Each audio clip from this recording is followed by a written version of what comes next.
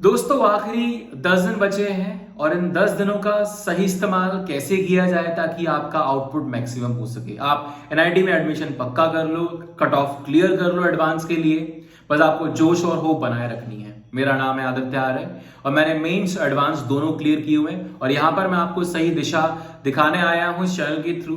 आप WhatsApp link भी join कर सकते, व्हाट्सएप ग्रुप भी ज्वाइन कर सकते हो जिसका लिंक डिस्क्रिप्शन बॉक्स में है और डिस्क्रिप्शन बॉक्स में टेस्ट सीरीज का भी लिंक है। 600 प्लस मॉक टेस्ट है मेंस और एडवांस रिलेवेंट जो आप दे सकते हो। साथ में बहुत सारे और एग्जाम के मॉक टेस्ट भी हैं। चलिए बात करते हैं तो आखिर इन 10 दिनों में क्या करें। तो उससे पहले एक छोटी सी सिचुएशन समझ लेते हैं कि यार आप एक सिचुएशन से गुजर रहे हो कि आपने बहुत कुछ पढ़ लिया है, अभी बहुत कुछ दिमाग में है या नहीं, ये चेक करना इस समय बहुत जरूरी है क्योंकि अब नहीं करोगे तो कब करोगे। लेकिन सवाल ये है कितने मॉक टेस्ट दें। तो दोस्तों आपको शुरू के 5 दिन हर दिन एक एक मॉक टेस्ट देना है, यानी कि शुरू के 5 दिन कुल मिलाकर 5 मॉक टेस्ट और आखिरी के 5 दिन कम से कम 2 मॉक टेस्ट। लेकिन जिन मेरे भाइयों बहनों ने बहुत बड़ा सिलेबस पूरा कर लिया है मैं उनको सलाह दूंगा कि आप 3 मॉक टेस्ट के लिए भी जा सकते हो। ये टोटली आपकी चॉइस रहेगी, लेकिन हाँ कम से कम 2 आपको देने हैं। यानी कि इन 10 दिनों के गैप में आपको करीबन 15 से 20 मॉक टेस्ट देने ही देने हैं, कंपलसरी है। ये मॉक टेस्ट क्यों देने हैं, हालांकि मैंने एक दूसरी वीडियो में कंप्लीट डिस्क्रिप्शन में बात की हुई है, लेकिन मैं आपको बता देता हूं कि इन मॉक टेस्ट के थ्रू आपको मालूम चल जाएगा कि आप कितने पानी में हो। दूसरी बात, इन मॉक टेस्ट को देने के बाद आपका 30 मिनट का एनालिसिस होना बहुत जरूरी है क्योंकि मॉक टेस्ट का असली फायदा तब मिलेगा जब आपको पता चले कि आप गलती कहां कर रहे हो। ये 5 तरह की गलतियां आप कर सकते हो। तो आप अभी चार्ट बनाओगे, उस चार्ट के अंदर 5 पॉइंट लिखोगे। पहला, कैलकुलेशन एरर। दूसरी गलती आप कर सकते हो कि आपने क्वेश्चन को गलत रीड कर लिया, गलत वैल्यू रीड कर ली क्वेश्चन से। तीसरी गलती आप कर सकते हो कि आपने गलत फॉर्मूले का इस्तेमाल कर लिया। हो सकता है कि आपको फॉर्मूला सही याद आया लेकिन लिखने में गलती हो गई हो।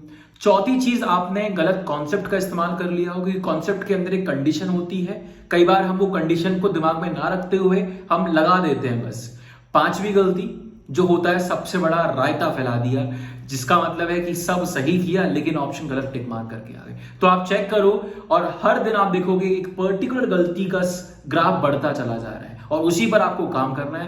काम करने के लिए सिर्फ अवेयरनेस इतना काफी। अगर आपको मालूम चल गया कि मैं कैलकुलेशन एरर कर रहा हूं तो जब पेपर में बैठोगे तो कैलकुलेशन करते समय आप थोड़े से अवेयर हो जाओगे, ठीक है, और आपकी गलतियां अपने आप कम हो जाएंगी। दूसरी चीज जो मैंने बात की कि आपको अपना रफ वर्क बहुत अच्छे से मैनेज करना है। आप अपने एक पेज को कम से कम 10-12 भागों में बांट दीजिए और हर एक पोर्शन के अंदर 1-2 क्वेश्चन आप लगाइए ताकि आपको जब आपसे क्वेश्चन ना लगे तो लौटते समय आपको समझ में आए कि यार ये क्वेश्चन यहां लगाया था और इजीली मैनेज हो जाए, ज्यादा वक्त खराब ना हो। इन 3 घंटा आपने दिया। मैं अगर बात करूं तो एक मॉक टेस्ट पे 3 घंटा, आधा घंटा आपने एनालिसिस पे लगाया और आधा घंटा रिलैक्स रिवॉर्ड देना बहुत जरूरी है, फ्यूल अप करना बहुत जरूरी है।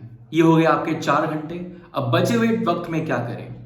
अब इस बचे हुए वक्त में आपको 3 से 4 घंटा अगर आप चाहो तो आप कॉन्सेप्ट का रिवीजन कर सकते हो, आप थ्योरेटिकल रिवीजन कर सकते हो। मैं प्रेफर करूंगा कि फिजिक्स का जो कॉन्सेप्चुअल पार्ट है उसको हम फटाफट से रिवाइज कर लें, वन शॉट आप देखना चाहो तो, नहीं तो एनसीईआरटी की समरी या कोई अच्छी बुक हो वहां से आप प्रेफर कर सकते हो। इसके अलावा वन शॉट आप देख सकते हो केमिस्ट्री के लिए, लेकिन हाँ केमिस्ट्री का वन शॉट आप जरूर देख लीजिए ताकि आपकी चीजें बहुत जल्दी रिवाइज हो सके। ऑलराइट, अब ये आप काम करोगे 3-4 घंटे में और इन 3-4 घंटे में आप जो वन शॉट देखोगे वो 3-4 घंटे का नहीं होगा दोस्त, वो 6 से 8 घंटे होगा। मतलब आपको वन शॉट 1.5x और 2x पर देखना है। लेकिन वन शॉट वही लोग देखिएगा जिन लोगों ने वो चैप्टर पढ़ लिया हो, पर्टिकुलर पोर्शन पढ़ लिया हो। जिन लोगों ने अभी तक सिलेबस खत्म नहीं किया है उन 3-4 घंटे में वो टॉपिक को जो आप पढ़ना चाहते हो नया चैप्टर उसको आप फटाफट से करिए। लेकिन ये सिर्फ शुरू के 5 दिन की बात कर रहा हूं मैं, ठीक है। तो शुरू के 5 दिन में क्या करना है, 3 घंटे का मॉक, आधे घंटे का एनालिसिस, 30 मिनट का रिलैक्स, 4 घंटे खत्म। यहाँ 3 से 4 घंटे का आपका वन शॉट रिवीजन या फिर वन शॉट रिवीजन जिस चैप्टर को आपने पढ़ लिया है, जिस सब्जेक्ट को आपने पढ़ लिया है वो भी 1.5x 2x पर।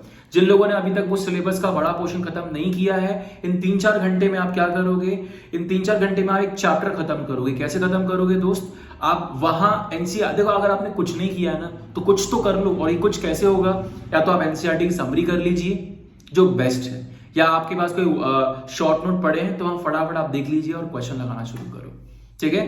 तो इन 3-4 घंटे में आप रफली अगर चैप्टर नया है आपके लिए तो हो सकता है कि आप इन 3-4 घंटे में सिर्फ उस थ्योरी को समझने में लगा दो, या फिर आप उस पर 15-20 सवाल भी लगा सकते हो, ठीक है।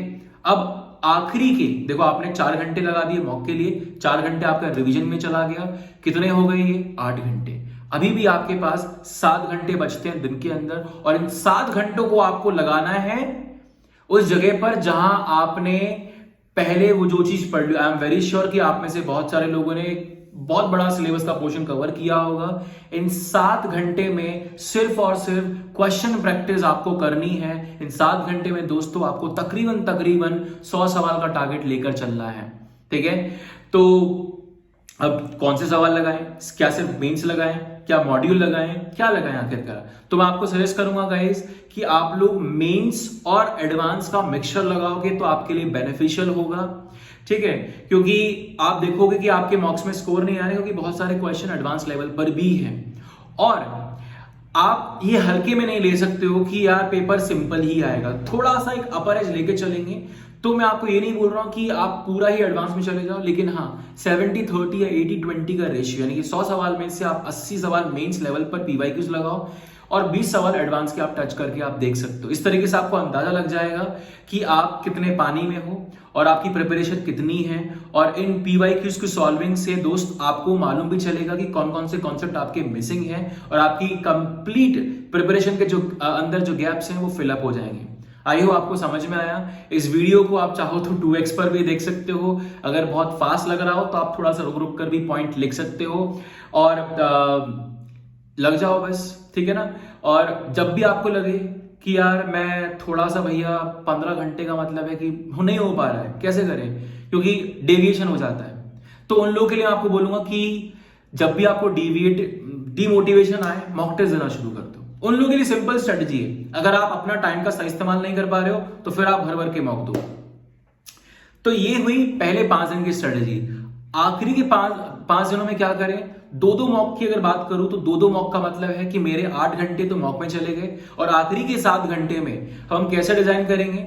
आखिरी के 7 घंटे में मैं आपको प्रेफर करूंगा वन शॉट मत देखिए। वन शॉट क्यों नहीं देखिए, क्योंकि वन शॉट लंबे होते हैं। इससे बेहतर है कि आपने जो शॉर्ट नोट्स बनाए आप बस एक नजर फिरा लीजिए 1-2 घंटे के अंदर, और 2 घंटे अब बस आप नजर फिराइए, और अगले 5 घंटे में जितने पीवाईक्यूज तो लगाइए आप।